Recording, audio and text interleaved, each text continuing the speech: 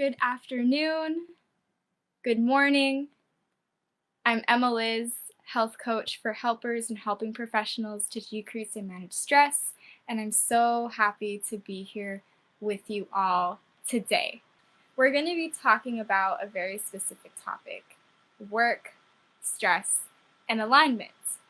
A few weeks ago, sat down and decided to plan out all the different content and topics to go through with you, learn with you throughout this year. And I decided that each month should have a topic or a specific theme.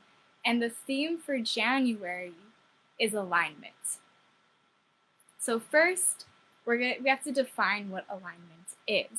The basic definition of alignment is being in agreement with or in alliance with something. And as we go through our conversation today on work, stress, and alignment, we're going to keep coming back to this question. And the question is, does the way you are living life align with or line up with your values? Does the way you are living life align with or line up with your values? As a helping professional, a helper, someone who works with caring for others on a daily, consistent basis, there's very specific reasons that you went into your work, very specific passions, values. It didn't just happen by chance, odds are, right? My reason for becoming a health coach for helpers and helping professionals to decrease and manage stress is so that you can live fully into your capacity, your passion, your calling, without sacrificing your own well-being. And 99% of the time, you don't come into your work as a helping professional, a caregiver, passively. You took very specific steps, actions, there's very specific reasons for why you came into this work. And just as a note for you all, in preparing for our conversation today, I wrote a lot of notes. I have them in front of me, so if you see me looking down, that's because I'm looking at those notes to just help guide our conversation today. And so I'm going to state that again, right? That you went into this work actively, not passively.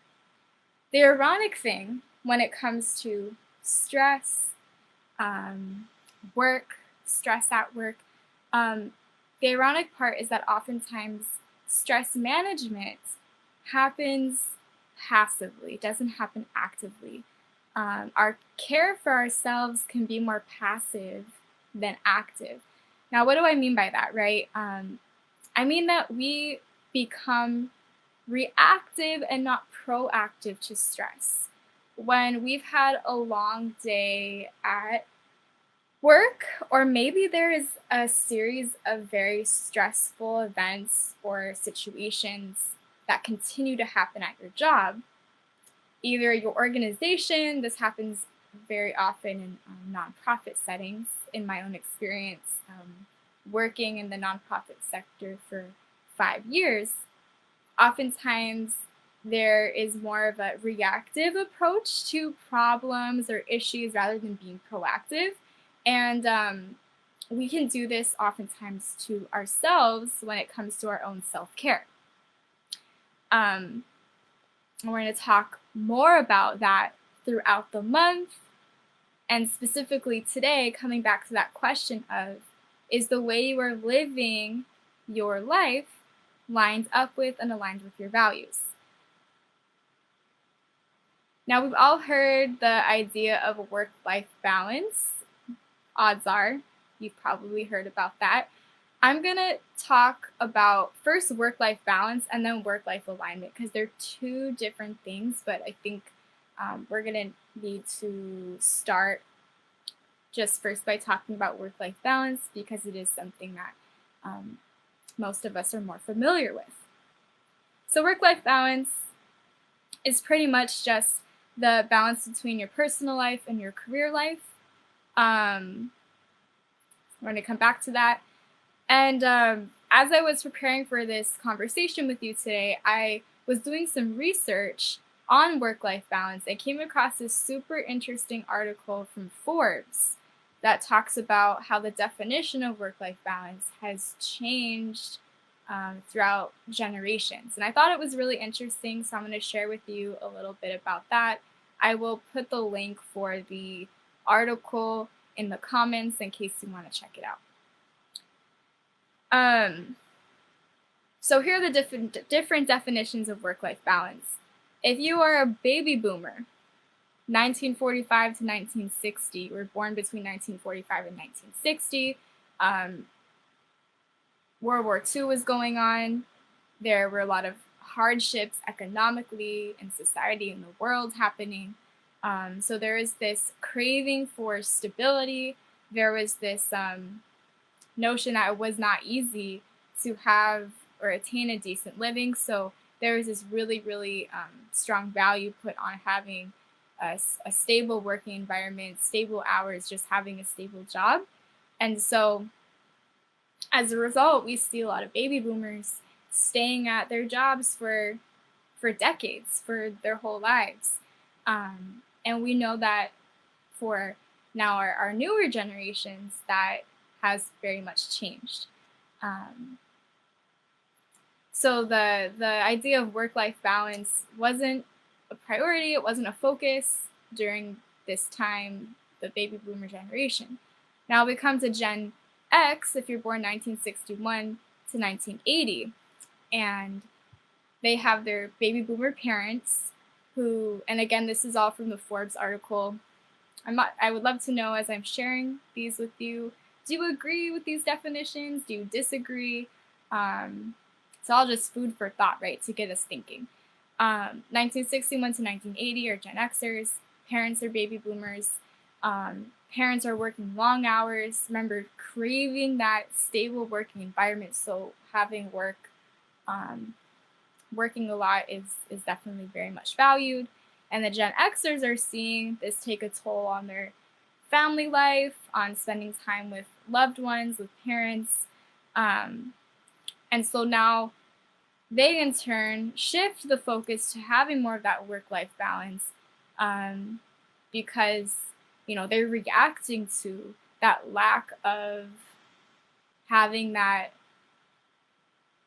time with family, time with loved ones, the personal and the professional, all of it coming into that tension. And then you have millennials. I'm a millennial, born 1981 to 2000, and there's a lot of stereotypes around millennials, but the main idea is that millennials want to find this balance between, they want to find work that helps support their personal life, their passions. So we see a lot of entrepreneurs.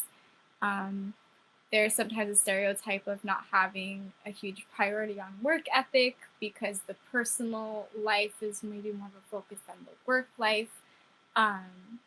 Versus you take baby boomers, it was the opposite. It was work life is held more of a priority than maybe the personal because having it was such a need. So comment below. Are you a baby boomer? Are you Gen X or millennial? Maybe you're a Gen Zer. And there's still, studies coming out about Gen Zer since they're our newest generation. Do you agree with these definitions that were shared about how these different generations define work-life balance? So now we talked about work-life balance, right? I'm going to talk about work-life alignment now, which is a little bit different than work-life balance. If we think back to longer periods of time ago, that was a really weird way of saying that, just centuries ago, a different time in the world, our communities were not so connected, but also separated. People lived in more smaller communities, so everybody knew each other. You worked where you lived. You maybe, um, you know, you worked with your family. There was more like apprenticeships.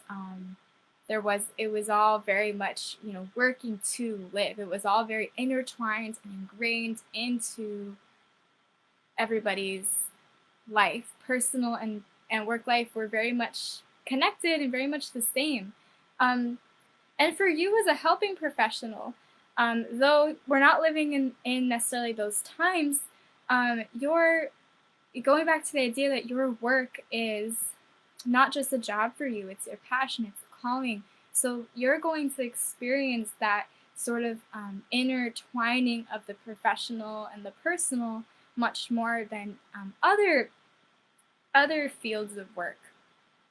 And that's because a lot of times you are investing parts of yourself, like your heart and your soul, into this work, and it becomes very personal. And that's what makes you so good oftentimes at your job, is because it's more than just a job for you. It's a part of who you are. And there's nothing wrong with that. I want to affirm that and honor that in you, because that is so crucial to the work that you do. But of course, boundaries, self care. We're going to again talk more about all those different things in the weeks to come. But today specifically, we're talking about work life alignment. And I want to revisit that question with you of, does the way you are living life align with or line up with your values?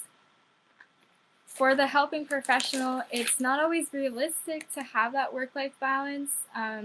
Again, because your work is so intertwined with your personal life. Maybe you live in the community that you work in.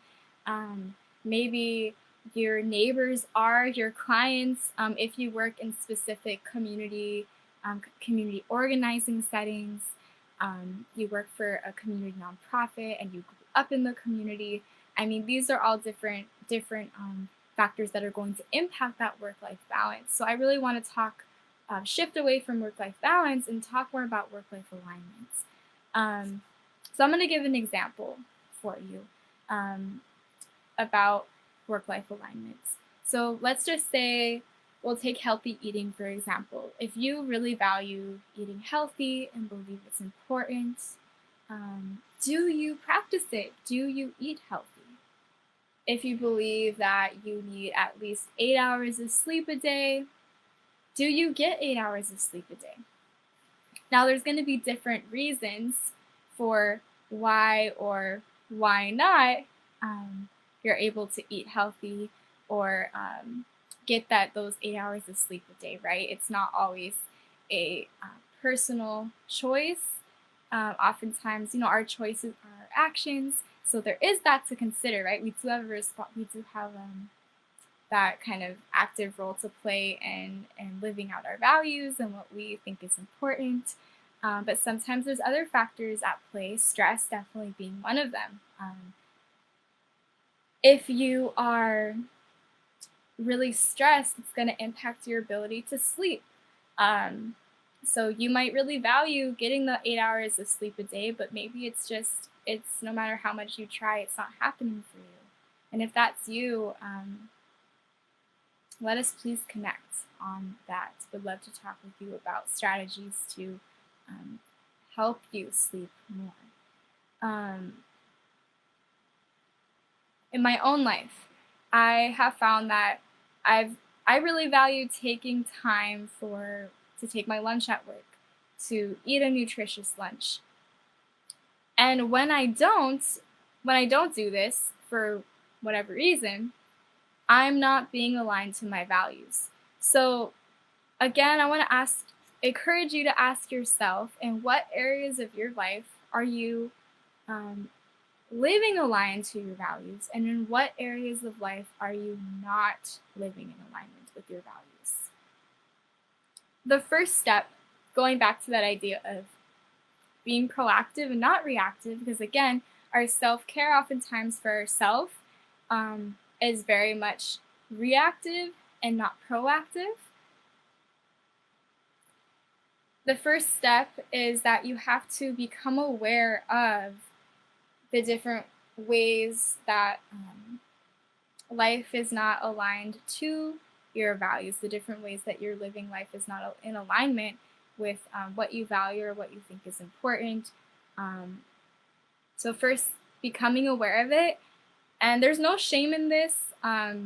It's just becoming aware, noticing what areas you would like to see shifts in, and then, secondly, once you realize where you're not living into your values, you have to ask yourself why.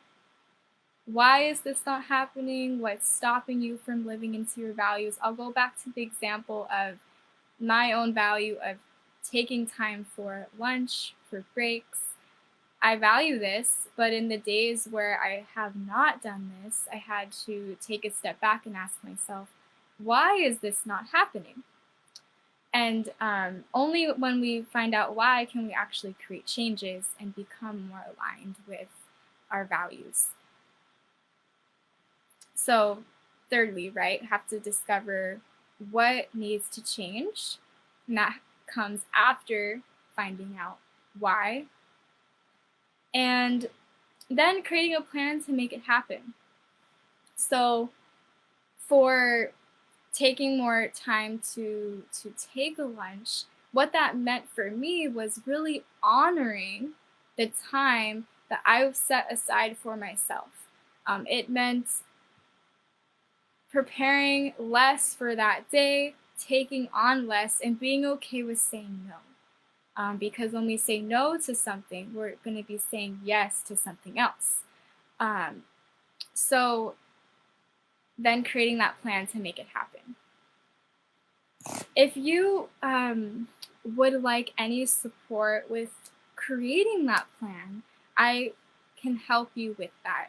And I'd love to connect with you on a free 30-minute strategy call, and we can discuss more about how you can live life aligned with your values to care for yourself effectively, sustainably, while you continue to care for others, again, without limiting or sacrificing your own capacity to care for yourself, without sacrificing your own well-being.